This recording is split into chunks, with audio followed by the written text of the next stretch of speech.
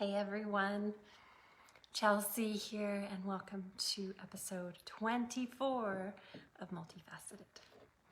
This has been, for the month of November, a journey through manifestation, a 5-step manifestation process, and today we're going to be on step 4. So before I dive in, I am going to give a recap of what we've been chatting about throughout this time together. If you have been following along, I'd love to hear your experience so far, anything you'd like to share about what you've been doing, any questions that you have as well. And I also just want to say that it has been such a beautiful and magical day and week, and I am just so feeling the incredible vibes of just so many magical things that have happened over the last little while, and I literally have been embodying this practice myself and have just really manifested some incredibly powerful things into my life, partly just by sharing about it, but also really fully living it and embodying it. And so, I mean, one of them, I can't even quite remember when it happened, if it was before or after last episode, but one of the most magical things that has happened was to have an opportunity to take one of the last spots in a multi-author book that's coming out in January called Jaguar Medicine, Birthing the Fierce Feminine into the New Age. And it's just such an incredible experience being part of this. The writing has just flowed so wonderfully. I have it pretty much completed my chapter and I'm about to submit it. Just needs some finishing touches. Also, so exciting, our Lucky Witch container is going in full force right now. Literally just got off of a beautiful call on human design that was led by Teresa Brenneman, one of our co-facilitators. Human design, if you are not familiar with it, it has had such a life-changing impact on my work and on my being and how I see myself and how I express myself. The beauty of human design is it's really all about acknowledging and accepting and understanding how you are designed, and with the understanding that we're all different. I mean, there's several categories, but even within those categories, there's different ways that our bodies and our hearts and our minds can be aligned, and how we can experience life, how we can express ourselves, how we get into action, how we work on projects. So incredible. So we just had that class just, about an hour ago. It ended. And if you're not already in Lucky Witch, you can definitely still join up until November 30th and have access to the recordings as well. I'm also going to be co-facilitating mine on Wednesday. And within that, I'm going to be sharing about the energetic practice and tool that has allowed me to up-level into my work, into the way that I support my clients, into my ability to really hold space and hold energy, to be able to channel. And so I'm going to be sharing about energy weaving, which is what it's called, and how it works, what it's all about. And that's going to be on Wednesday, again, within Lucky Witch. So excited about that.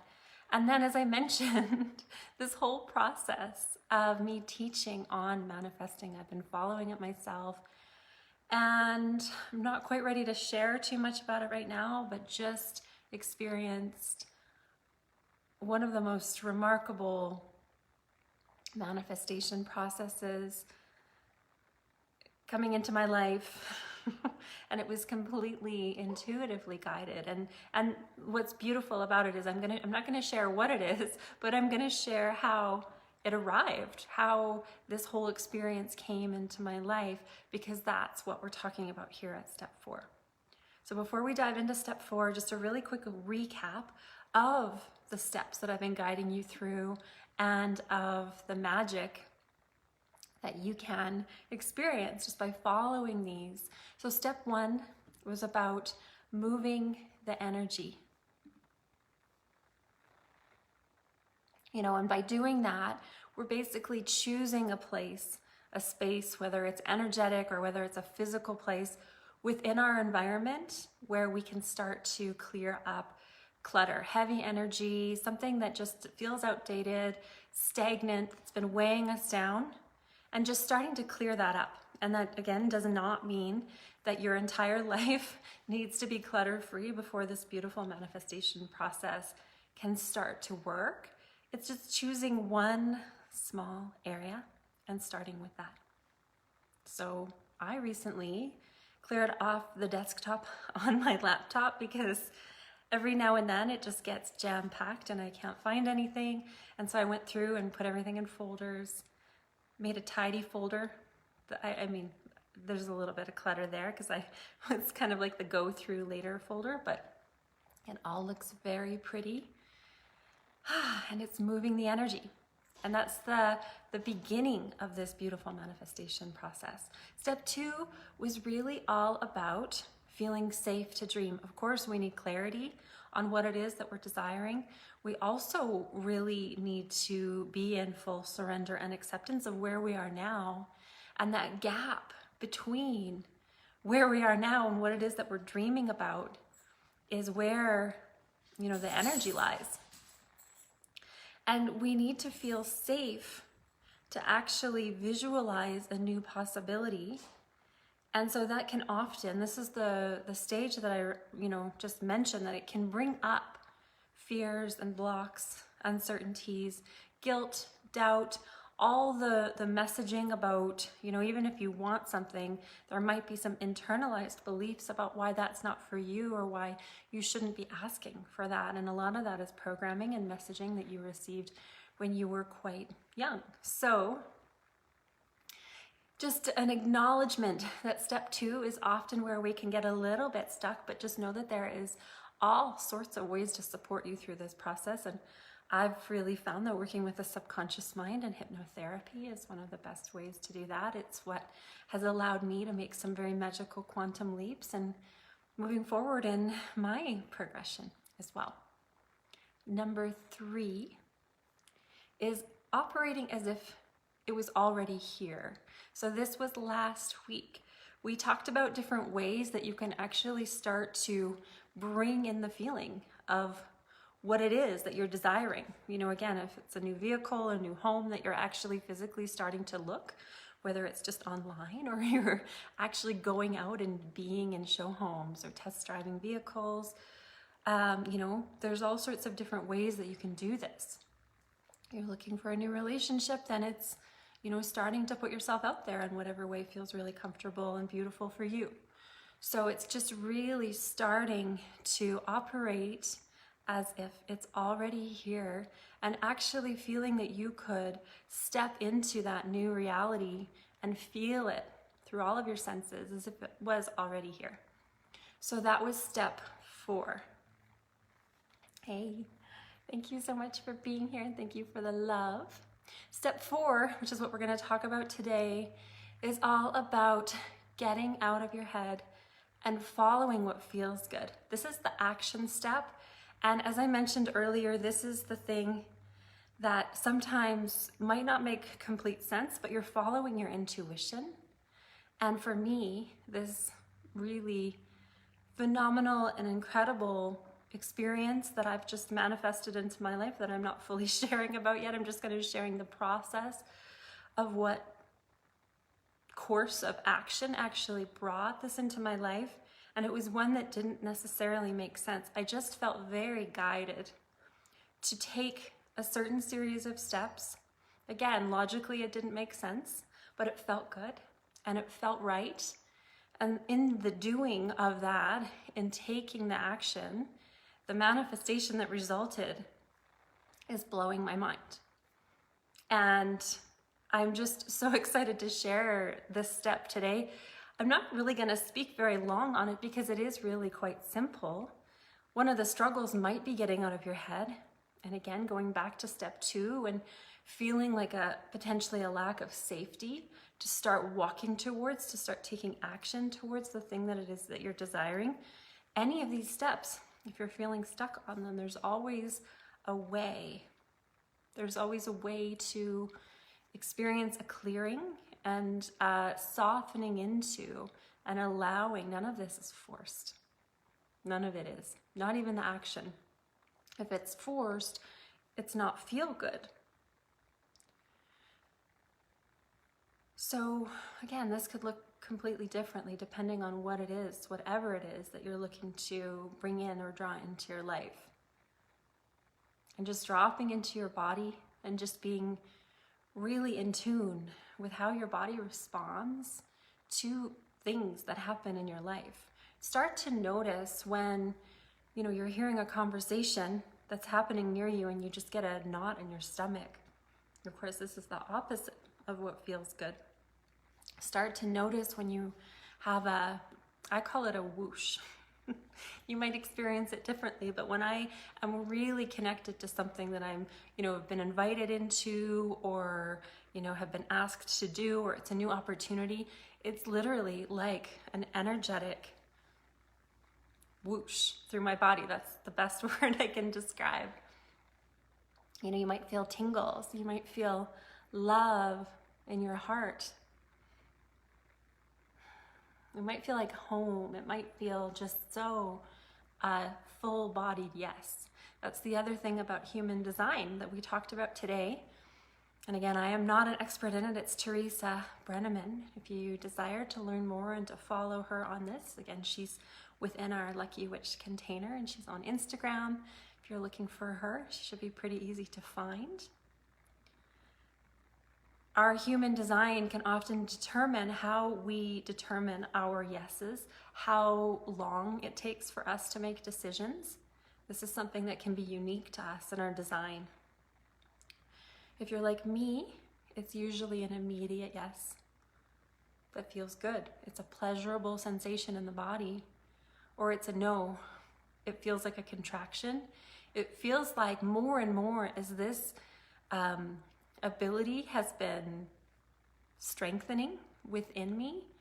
There are moments that I've experienced in Evoke. Actually, we're calling November the month of no, where we're really practicing saying no more and more.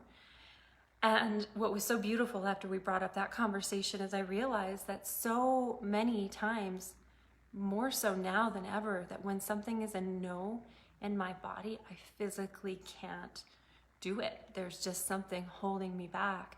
Whereas before having healed through this, I would have probably said yes, even though there was a part of me that knew it was a no. That started out really subtle in my early life and started to become more and more of a presence.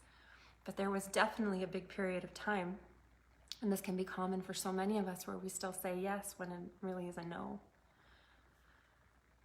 The one last thing that I want to talk about the feel-good action that I spoke about in the Comeback Queen last night after listening to a very powerful masterclass from the phenomenal Melanie Ann Lair on quantum leaps in our life, just really making these beautiful quantum and rapid shifts in our life.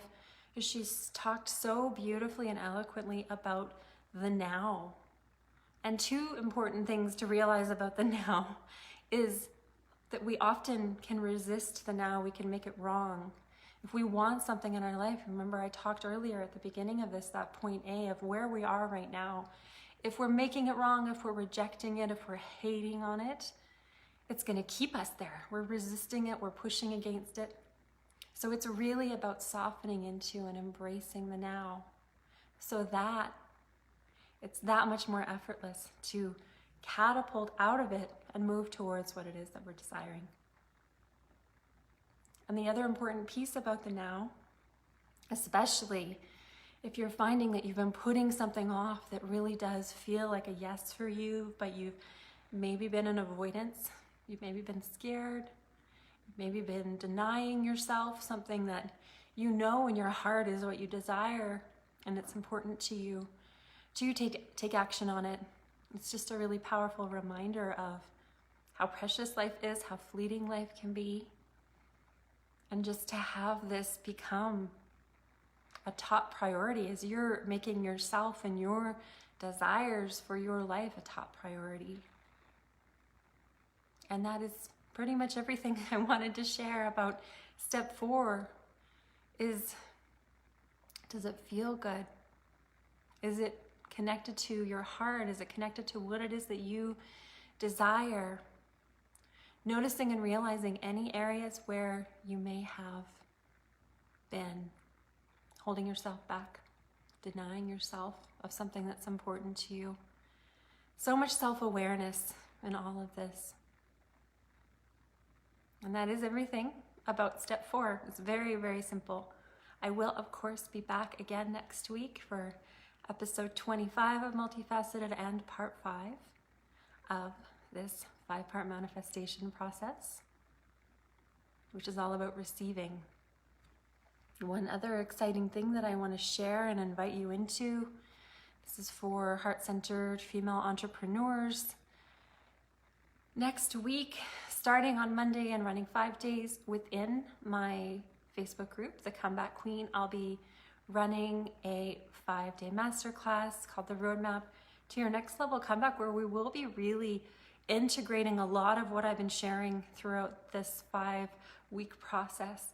But we're going to be accelerating it. We're going to be actively creating, actively healing, actively surrendering and accepting our current situation.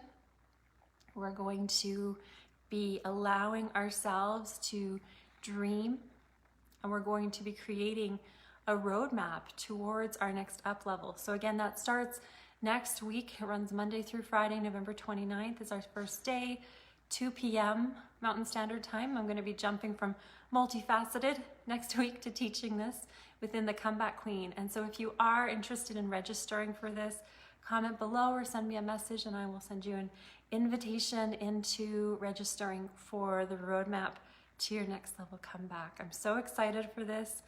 So excited for so many incredible things that have been happening as a result of this manifestation process, and just really wishing this for you as well. And again, if you have any questions, write them below or message me, and I am sending you so much love